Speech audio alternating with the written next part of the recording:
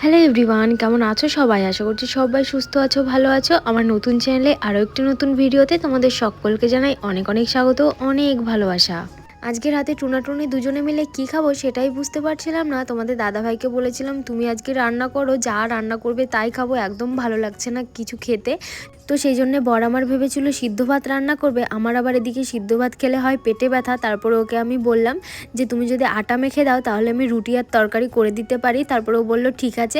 এদিকে আবার তোমাদের দাদাভাই আটাটা মেখে দিয়ে এখানে এসে আবার বসে পড়েছে, এসে মুভি দেখছে। আমি আবার বললাম তুমি এখানে কেন, চলো আমার কাছে থাকবে, ওইখানে গিয়ে আমার একটু হেল্প করবে। মাঝে মধ্যে না একা একা রান্নাবান্না করতে একদমই মন চায় না, কাছে যদি একজন থাকে বা একটু হেল্প করে দেয় তাহলে বেশ ভালো লাগে। আজকে রাতে তো আমার কিছু করতেই ইচ্ছা করছিল না, তো ও আমায় একটু হেল্প করে দিয়েছে, তো সেই জন্যেই সমস্তটা করেছি। আর এদিকে দেখো দুটো ডিম আর কি সিদ্ধ করা হয়েছিল, আর পরে দুটো ডিম আরও এনে ভাজা হয়েছে, অমলেট দিয়ে আর কি খাবে ও ঝোলের মধ্যে, মানে ঝোল তো না, ডিমের তরকারি মতো করা হয়েছে। এখানে আলু আর পেঁপে দিয়ে আর কি তরকারি করা হয়েছে, ডিম দিয়েছি এর মধ্যে 4টে, দুজনে দুটো দুটো খাবো, একটা ভাজা একটা সিদ্ধ।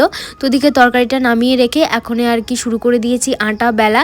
এদিকে আমি আটাগুলো বেলে বেলে দেবো, আর তোমাদের দাদাভাই ওদিকে ওপরে আর কি ভাজবে। আমার গ্যাসের টেবিলটা যেহেতু ছোট, তো সেই জন্যে ওই গ্যাসের টেবিলে বসে আর কি বেলা যায় না, অনেক কাপে টেবিলটা, তো সেই জন্যে নিচে বসে বেলতে হয়, উপরে ভাজতে হয়। তো একজন যদি নিচে বেলে দেয় বা একজন ভাজে তাহলে বেশ ভালো হয়, না হলে একটু সমস্যাই হয়ে যায়, বারবার আর কি উপর নিচু হতে হয়। তো সেই জন্যেই তো ওদিকে দেখতেই পাচ্ছ রুটিটা আমি সুন্দর করে গোল করে একদম পাতলা পাতলা করে বেলেছি। আর এখন তোমাদের দাদাভাই নিয়ে গিয়ে এটাকে ভাজবে। আর তোমাদের দাদাভাইকে আমি রুটি বানানো শিখিয়েছি, মানে ভাজা এত সুন্দর করে এখন ফোলাতে পারে না, সব কটা রুটি একদম সুন্দর সুন্দর গোল গোল ফুটবলের মতো ফোলায়। তো দেখতেই পাচ্ছ এই রুটিটা কত সুন্দর হয়েছে। আর এদিকে আমার ভিডিও করার চক্করে আমি ওকে বলছি ওলটাও পুড়ে যাবে না হলে, তো হালকা একটু পুড়ে গেছে। তারপর থেকে সমস্ত রুটিগুলো একদম সুন্দর সুন্দর গোল গোল হয়েছে।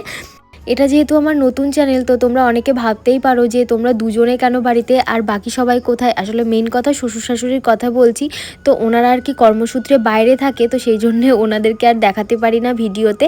তো এদিকে রান্নাবান্না কমপ্লিট হয়ে গেছে, এখন দুজনে মিলে খেতে বসে পড়েছি।